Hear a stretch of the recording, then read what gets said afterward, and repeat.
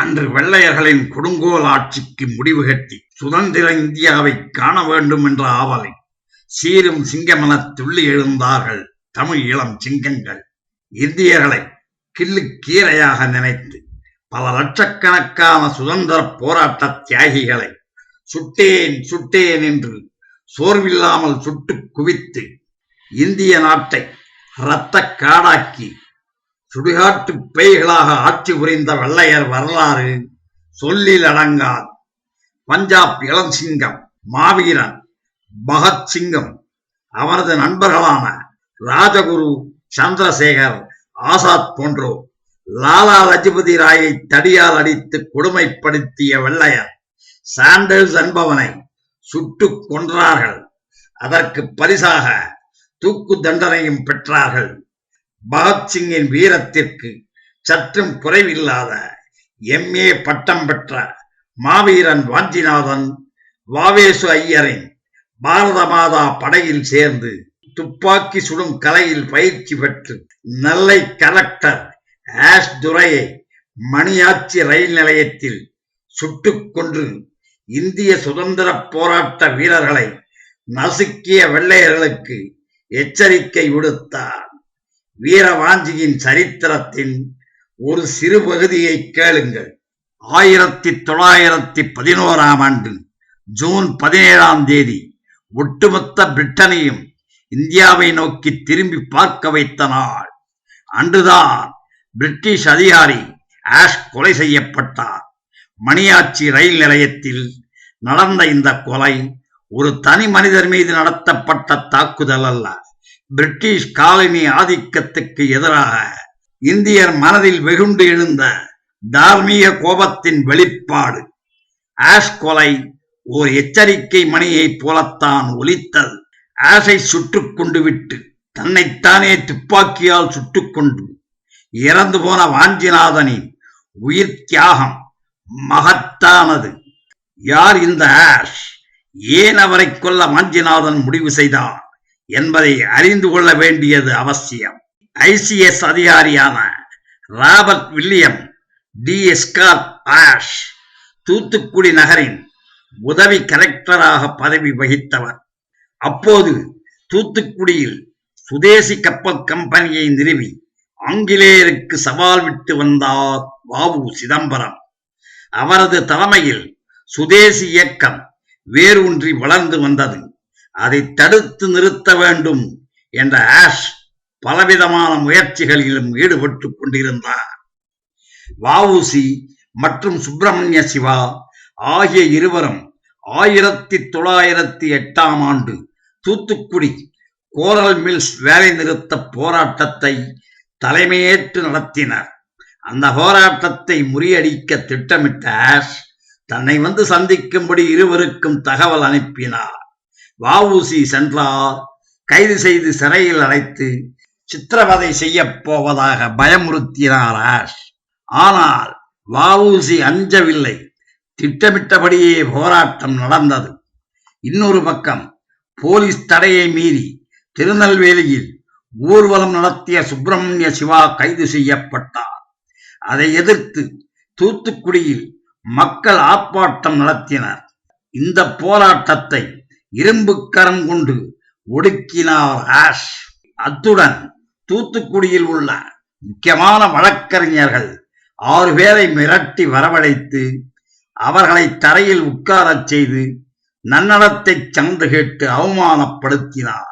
மேலும் சுதேசி கப்பல் கம்பெனி பங்குதாரர்களை மிரட்டி அந்த கம்பெனியை மூடுவதற்கு தீவிர முயற்சி செய்த ஆஷை நவீன இரண்யன் என்று அன்றைய பத்திரிகைகள் குறிப்பிட்டு இருக்கின்றன.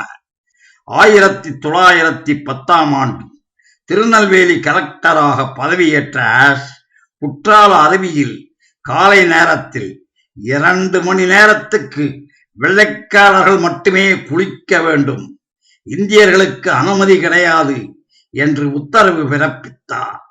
சுதந்திர வேட்கையை ஒடுக்கிவிட வேண்டும் என்பதற்காக ஆஷ் கடுமையான முறைகளை கையாளத் தொடங்கினார். இந்த நிலையில் 1910ஆம் ஆண்டு 7ஆம் எட்வர்ட் மன்னர் இறந்த பிறகு 5ஆம் ஜார்ஜ் இங்கிலாந்து மன்னராக பதவியேற்றார். முடிசூட்டு விழா 1911 ஜூன் 22 விமர்சையாக நடந்தது. அதைத் தொடர்ந்து இந்தியாவிலும் அவருக்கு ஒரு முடிசூட்டு விழா நடத்த திட்டமிடப்பட்டது. அது சுதந்திர வேட்கை கொண்ட இந்தியர்களிடையே மிகுந்த அதிருப்தியை ஏற்படுத்தியது.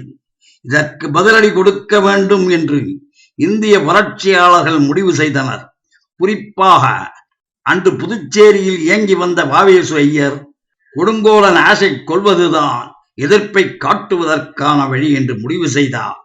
இதற்கு நீலகண்ட பிரம்மச்சாரி செயல் திட்டம் வகுத்திருக்கிறார்.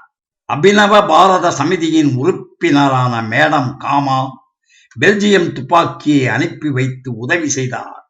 இந்த கொலை அபினவ பாரத சமிதியின் திட்டப்படியே நடத்தப்பட்டு இருக்கிறது. ஆஷை கொலை செய்வதற்கு வாஞ்சிநாதனுக்கு சொந்த பகை எதுவும் கிடையாது. தேசபக்தியே இந்த கொலைக்கான முக்கிய காரணம். கலெக்டராக யார் இருந்தாலும் இப்படித்தானே நடந்து கொள்வார்கள். இதில் ஆஷிடம் மட்டும் என்ன வேறுபாடு என்ற எண்ணம் வரக்கூடும். ஆஷ் வெறும் வெள்ளைக்கார ஆட்சியாளர் மட்டுமல்ல, இந்தியர்களை உள்ளூர வெறுக்கிற வெள்ளையர். இந்தியர்களை ஒடுக்கி அரசாட்சி செய்ய விரும்பினார். அந்த கொடுங்கோன்மைதான் அவர் கொலை செய்யப்படுவதற்கான அடிப்படை காரணம். திருநெல்வேலி மாவட்டம் செங்கோட்டையில் 1886 ரகுபதி ஐயர் ருக்மணி அம்மாள் தம்பதிக்கு மகனாக பிறந்தவர் வாஞ்சிநாதன். இயற்பெயர் சங்கரன். வீட்டில் வாஞ்சி என்று அழைக்கப்பட்டார். செங்கோட்டையில் பள்ளி படிப்பை முடித்து வாஞ்சி திருவனந்தபுரத்தில் உள்ள மூலம் திருநாள் மகாராஜா கல்லூரியில் BA படித்தார். கல்லூரி காலத்திலேயே திருமணம் நடந்து விட்டது. மனைவி பெயர் பொன்னம்மாள். படிப்பு முடிந்தவுடன் புனலூர் காட்டு இலாக்காவில் பணியாற்றினார் வாஞ்சி. சுதந்திர வேட்கை கொண்ட வாஞ்சிநாதன் ஆங்கிலேயருக்கு எதிராக தீவிரமாக செயல்பட விரும்பினார். பிரெஞ்சு ஆதிக்கத்தில் இருந்த புதுச்சேரியில் இயங்கிய அரசியல் குழுக்களின் அறிமுகம் வாஞ்சிக்கு கிடைத்தது. நீலகண்ட பிரம்மச்சாரியின் அறிமுகம் அவரால் உருவாக்கப்பட்ட லட்சியங்களும் ஒன்று சேர ஆங்கிலேயர்களின் ஆட்சியை ஒழித்து கட்ட வாஞ்சி ஆசைப்பட்டார். இந்த நிலையில் இந்தியாவில் நடத்தி வந்த சுதேசி ஸ்டீம் நேவிகேஷன் கம்பெனியை முடக்கியதுடன் வஉசி மற்றும் சுப்பிரமணிய சிவாவையும் சிறையில் அடைத்து துன்புறுத்தியது பிரிட்டிஷ் அரசு. இந்த கொடுஞ்செயல்களுக்கு காரணமாக இருந்த திருநெல்வேலி கலெக்டர் ஆஷை கொலை செய்வது என வாஞ்சிநாதன் முடிவு செய்தார். இதற்காக துப்பாக்கி சுடும் பயிற்சி எடுத்துக்கொள்ள புதுச்சேரி சென்றார். அங்கு பயிற்சி எடுத்த பிறகு ஆஷை கொல்வதற்கான மனத்திடம் உருவானது. ஆஷை கொல்வதற்கான சரியான சந்தர்ப்பத்திற்காக காத்திருந்தால் வாஞ்சி. கடுமையான இதய நோய் கொண்ட ஆஷின் மனைவி மேரி இங்கிலாந்தில் இருந்து ஜூன் 12 என்று திருநெல்வேலி வந்தாள். கொடைக்கானலில் படிக்கும் அவர்களது 2 மகன்கள் மற்றும் 2 மகள்களை பார்ப்பதற்காக ஆஷ் மற்றும் மேரி ஆகிய இருவரும் கொடைக்கானல் செல்ல திட்டமிட்டனர்.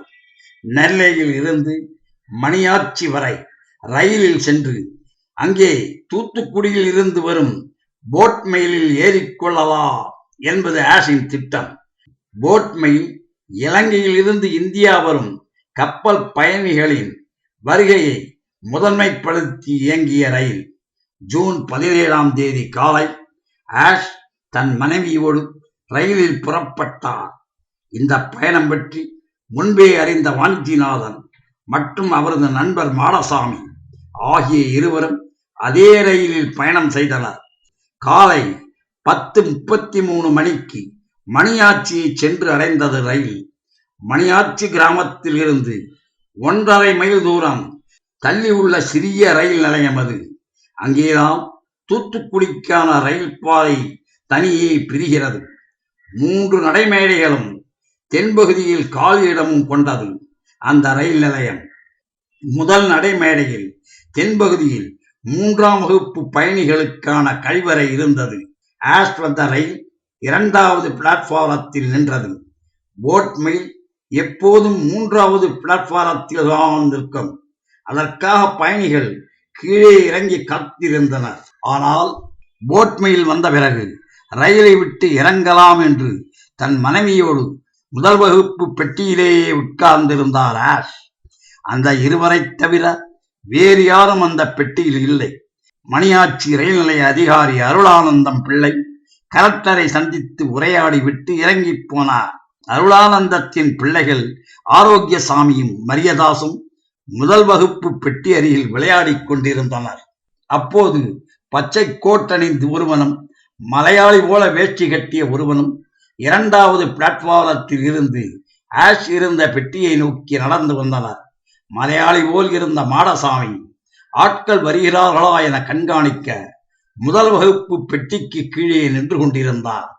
பச்சை கோட்டணிந்து இருந்த வாஞ்சிநாதன் முதல் வகுப்பு பெட்டிக்குள் ஏறி தனது கைத்துப்பாக்கியை ஆஷ் முன்பாக நீட்டினார். அதை தடுப்பதற்காக ஆஷ் தனது தொப்பியை கழற்றி வீசினார். தொப்பி ஜன்னலுக்கு வெளியே பிளாட்பாரத்தில் விழுந்தது. ஆத்திரமடைந்த வாஞ்சி ஆஷை நோக்கி சுட்டார்.